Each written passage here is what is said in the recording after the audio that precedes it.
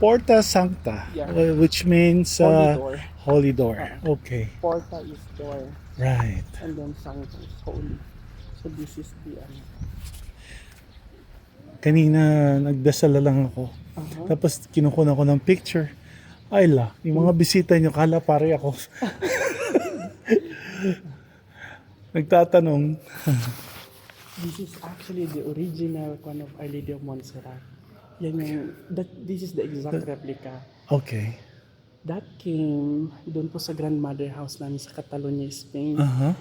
We were given one exact replica to recognize that we are one of their foundations. Uh-huh. So San Beda tsaka ito. I see.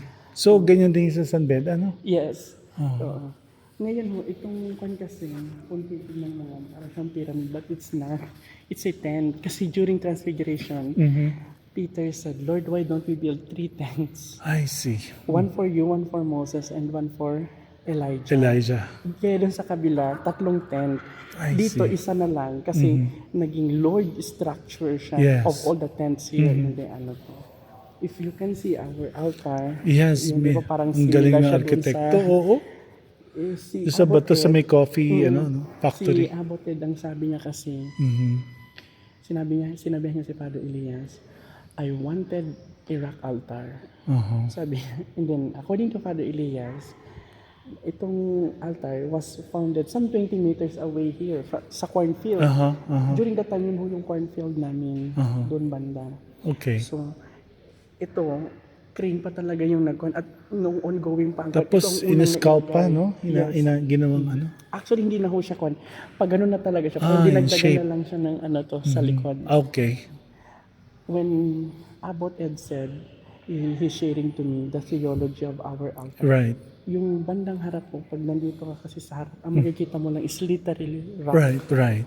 So, in the Old Testament, if our ancestors will offer their sacrifices to God, they will pile up rocks of form it an altar and then burn their I see. offering. Okay.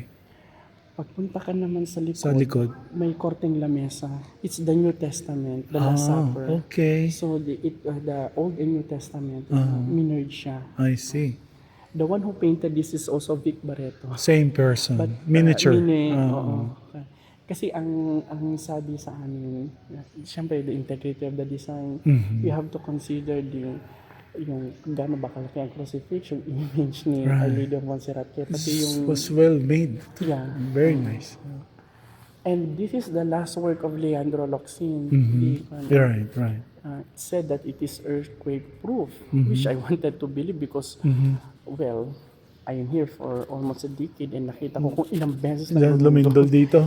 buo pa rin Buo siya. pa rin siya. Wala pa rin naman siyang na ganun. Stations of the Holy Rosaries are here. It's a glass Yeah. etch. Very nice. And if you can, hindi ka gaya sa San Beda na ano. Napaka-social. Kami naman minimalist. Medyo contrary sa ano to. Para pag mag-meditate ka, hindi Oo siya nga, distract. oo. Doon ako kami ililibing. Yan ang cemetery yan. Sa San Beda, dun sa likod ng yes. chapel, di ba? That is Dom Bernia. I don't know if you know him. Dom Bernardo Seno. Right? And then Father Columba. Okay. So dito kami na ililibing pag Alright.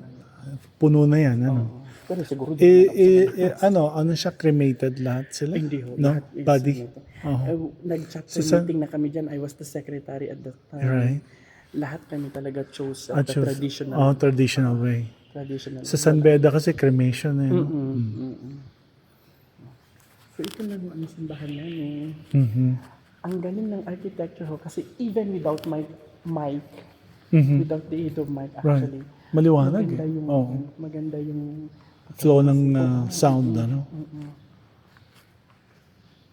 so ito Very lang ho nice. ang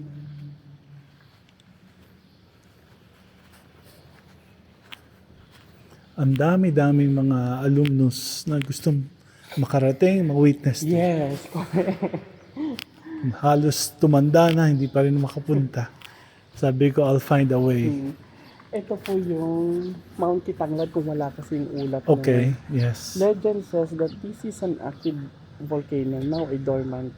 Okay. Kaya there is a suspicion that that is a volcanic rock. Came from there. Yeah, Ah, came I from- see.